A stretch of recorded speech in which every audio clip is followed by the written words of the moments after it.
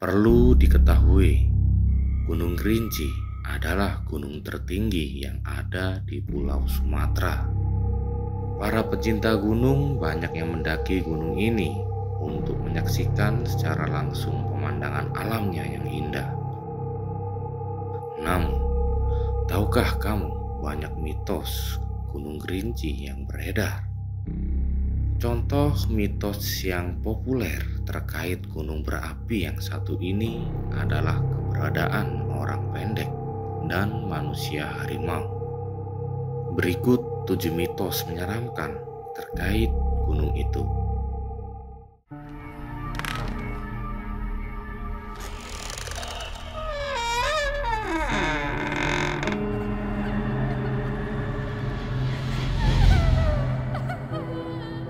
Asa Wah Dunia.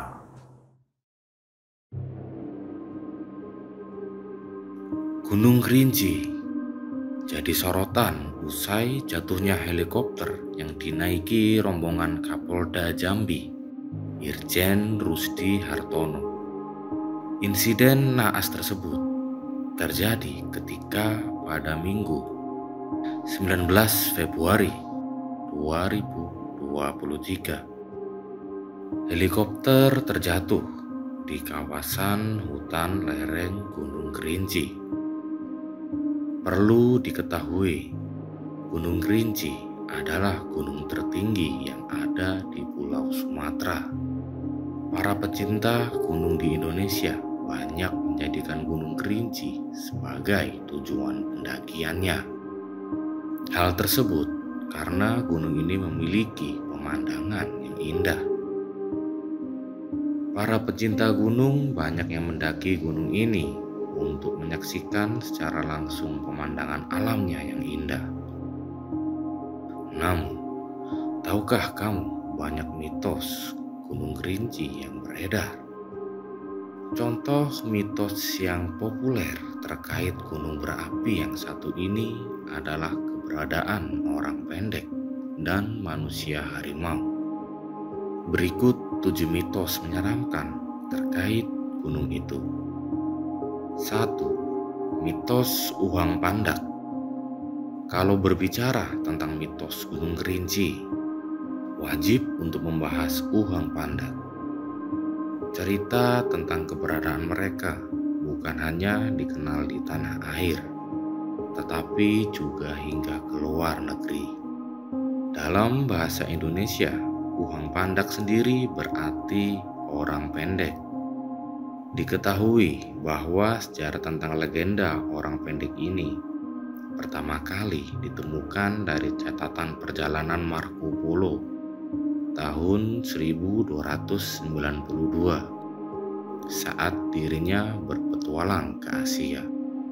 Menurut kesaksian masyarakat setempat yang pernah melihat makhluk ini, Uhang Pandak memiliki ciri-ciri badan yang dipenuhi bulu berwarna abu-abu, orang berbadan pendek, badan gemuk dengan tangan yang panjang, mata berwarna merah, dan kaki seperti kera.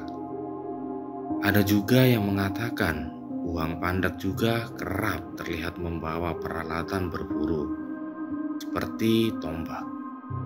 Karena saking menariknya legenda orang pendek ini, beberapa peneliti bahkan sampai melakukan penelitian di tempat.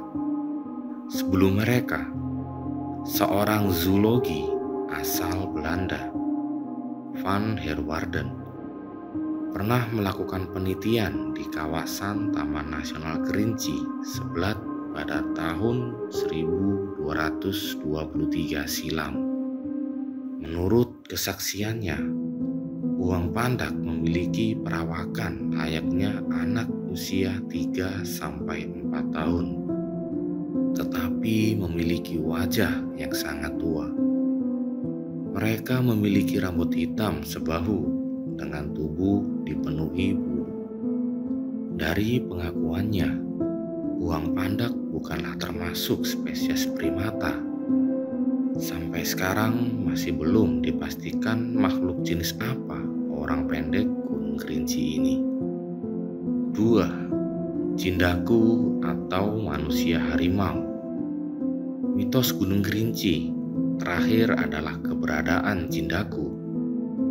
Mereka bukanlah manusia biasa, melainkan berwujud setengah manusia dan setengah harimau.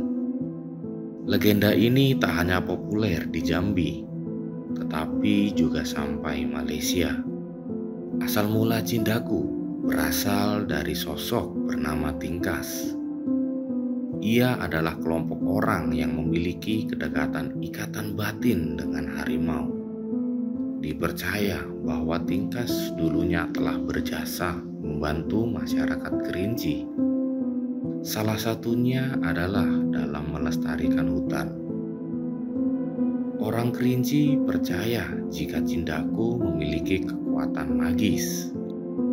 Kekuatan tersebut berasal dari adat turun-temurun di desa Kerinci. Dengan kekuatan itu, mereka menjadi penjaga Gunung Kerinci.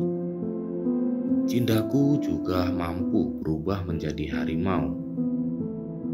Mereka akan berubah wujud jika marah atau merasa terancam. Akan tetapi, kesaktian itu hanya berlaku di kawasan Gunung Kerinci saja. Selain itu, tak semua orang Kerinci termasuk Cindaku. 3. Hantu gendong. Keberadaan makhluk ini katanya menyusahkan para pendaki tiap kali turun gunung. Hal ini karena hantu gendong akan menaiki tas yang dibawa pendaki sehingga terasa berat. Keberadaan makhluk tak kasat mata ini diyakini nyata karena beberapa pendaki mengatakan jika mereka merasa tas yang dibawa terasa sangat berat. Padahal beban di dalamnya tergolong ringan atau tidak ada sama sekali. Apabila sudah digendong makhluk ini, para pendaki harus meminta maaf kepada hantu gendong dengan alasan tidak dapat mengantarnya keluar. Sebab jika tidak meminta maaf, serta berpotensi menyebabkan si pendaki tertinggal dan bahkan menghilang. 4. Larangan jam 12. Mitos Gunung Kerinci berikutnya adalah larangan jam 12. Orang Kerinci percaya bahwa jam 12 siang merupakan waktu di mana makhluk yang mendiami Gunung Kerinci memakai air di kawasan tersebut. Karena sedang digunakan, maka manusia tidak disarankan untuk mandi, minum, ataupun main air saat jam 12 siang. Kalau masih nekat melakukannya, maka orang tersebut akan mengalami sakit perut setelah jam 12. 5. Pohon bolong. Jika traveler melakukan pendakian ke Gunung Kerinci, kalian akan menemui pohon bolong. Sesuai namanya, pohon bolong tersebut memiliki lubang besar yang berada di jalur kanan pendakian, yakni antara jalur pos 2 menuju shelter 1. Ada mitos yang beredar tentang pohon ini. Dipesankan kepada para pendaki untuk tidak berhenti untuk makan, buang air, atau berfoto ketika melihat pohon bolong. Kenapa sampai tidak boleh? Hal ini karena ada penunggu di pohon tersebut, yaitu sosok nenek tua dan genderuwo. Apabila berani berhenti di depan pohon bolong, tidak menutup kemungkinan kamu akan hilang. Ini seperti yang terjadi oleh Setiawan Maulana yang menghilang di kawasan Gunung Kerinci pada 2014 lalu. Dipercaya bahwa kasus hilangnya berkaitan erat dengan sosok penunggu pohon bolong. 6. Pintu rimba. Pintu rimba adalah perbatasan antara ladang penduduk dan hutan. Letaknya berada pada ketinggian 1800 mdpl. Ada mitos yang beredar tentang lokasi ini. Menurut cerita masyarakat setempat, sesosok perempuan kerap menampakkan diri. Lelembut tersebut dikatakan tidak menampakkan wajah dan berpakaian putih. 7 naga raksasa. Selain orang pendek dan hantu, masyarakat setempat juga meyakini bahwa ada sesosok naga raksasa yang mendiami kawasan Gunung Kerinci. Alkisah, hiduplah sepasang saudara kembar yatim piatu bernama Calungga sebagai kakak dan Calupat sebagai adik. Suatu hari, Calungga berburu sendiri ke hutan. Dalam perburuannya, ia menemukan sebutir telur besar. Tanpa memberitahu kembarannya, Calungga memakan telur tersebut.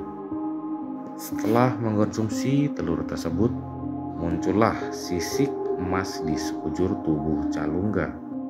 Badannya menjadi memanjang dan dirinya pun berubah menjadi seekor naga raksasa. Menurut cerita rakyat setempat, sisa perputaran badan Calungga yang besar itu menciptakan Danau Bento. Sementara itu, semburan apinya memunculkan sungai muara angin.